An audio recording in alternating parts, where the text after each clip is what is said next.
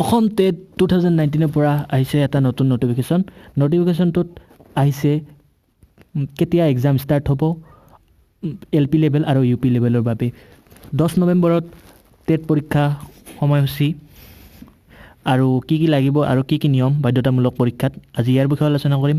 ভিডিঅ'টো শেষলৈকে চাব পৰীক্ষা হ'ব দুবেলা LP হ'ব 8:30 বজাৰ পৰা মানে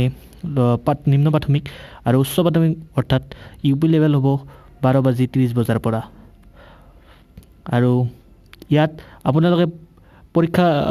বহীসমূহত স্বাক্ষৰ কৰিব লাগিব সিগনেচাৰ কৰিব লাগিব অন্যথা আপোনালোকক অনুপস্থিত বুলি ধৰা হ'ব আজি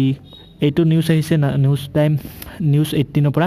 আৰু সাইবাৰ কাৰ্যালয়ত আজি এই কথা আলোচনা কৰা হৈছে আৰু আপোনালোকক এইখিনি টাইমত আপোনালোকে উপস্থিত হ'ব লাগিব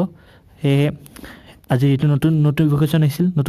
আহিছিল সেয়ে মই আপোনালোকক আপডেট কৰাই দিলোঁ ধন্যবাদ যদি ভিডিঅ'টো ভাল লাগিছে তেতিয়াহ'লে লাইক শ্বেয়াৰ আৰু ছাবস্ক্ৰাইব কৰিব নাপাহৰিব ধন্যবাদ